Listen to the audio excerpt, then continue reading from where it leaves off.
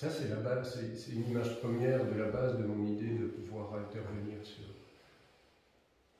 sur des structures existantes. Donc j'ai vu des panneaux publicitaires dans le désert, tout rouillés, et puis d'abord ils étaient beaux par eux-mêmes, et puis voilà, je ne sais pas ce qui m'a pris, j'ai foutu un négatif dessus, et j'ai travaillé le paysage sur cette plaque en me disant, tiens, et si j'allais exposer le paysage dans le paysage? Et c'est ce que j'ai fait, ça a été la première image qui a donné suite au reste. Donc ce format-là, c'est le... C'est le format pile poil de la pancarte. Comme un texte où on t'explique absolument tout, avec tous les détails, tout ce qui se passe autour de tout ce que les gens pensent, etc. Eh bien, tu n'as plus la place pour toi, tu vois. Eh bien, ici, puisque c'est étrange, puisque c'est étranger déjà, et que les éléments sont superposés, tu dois apprendre à reconnaître l'image. Or, tu ne saurais pas la reconnaître, tu vas la connaître pour la première fois, tu vois, tu vas être choqué par rapport à ces choses qui sont étrangères, et là, ça te propose des pistes, et même à ton âge, ça te fait des connexions dans ton cerveau, tu comprends? Tu n'étais pas encore là, parce que ce sont des chemins qui sont en train de se faire sur des voies qui n'existent pas encore, et ça c'est créatif en fait. L'intérêt c'est que cette œuvre-là elle reste là, tu peux ne plus la regarder, revenir, et tu seras encore quelque chose de nouveau, tu vois. Elle est assez complexe, c'est vrai. Mais il y a une différence entre ce qui est complexe et ce qui est compliqué, tu vois. Celle-ci, elle est complexe. C'est-à-dire c'est comme un texte, tu vois. Il y a des fibres qui s'entremêlent, et alors il faut apprendre à essayer d'approcher une œuvre complexe. Et que des fois, même en le relisant, on peut redécouvrir d'autres choses. Exactement. J'ai l'impression qu'à chaque fois que je la regarde à nouveau, j'ai l'impression de voir un nouveau paysage, de revoir un nouveau détail qui me permet de l'analyser, de reconnaître un autre type de paysage.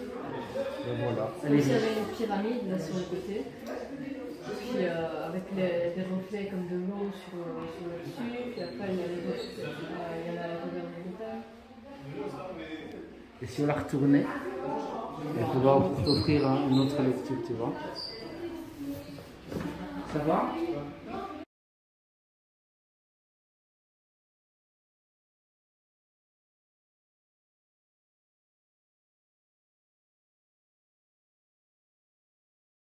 Je pense que bon, et j'ai un sentiment de tristesse et aussi de recevoir un coup de poing dans le ventre auquel je ne m'attendais pas. Et qu'à un moment donné, tu ne sais plus respirer, que ton cœur s'arrête, puis il s'emballe, et puis tu tombes et tu vois un ciel sans étoiles, quoi.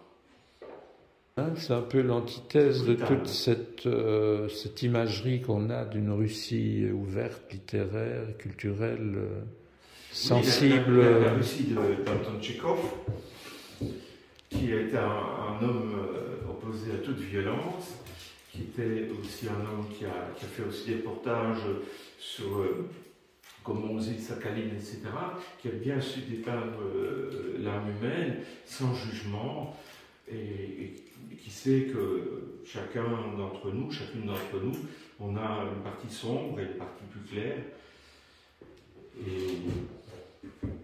Et voilà, je pense que Tchekhov serait très, très malheureux s'il revenait. Je me suis dit, tiens, on a vécu une vie pas sans guerre, puisque le monde a toujours eu des guerres à gauche et à droite, il y a eu la servitude, mais qu'on n'a pas vécu en direct. Ici, tu sens qu'il y a quelque chose qui monte avec eux. Mais le Chili a eu sa période noire, et là maintenant, ils sont redevenus... Oui, et qui n'est pas encore... C'est des périodes qui se prolongent dans le temps, quoi. Juste maintenant, avec les élections, il y a quelque chose qui se passe. Ils n'ont échappé belle, parce que la droite et l'extrême droite étaient encore là, quoi. Ils auraient pu reprendre le pouvoir, avec la violence que Pinochet a pu la faire valoir. Ah oui. Alors ça, tu sais, nous, quand on est à 12 000 km, on est touché, mais on n'est pas touché. Par contre, quand tu y vas, ou que tu vois les films, nostalgie de la lumière.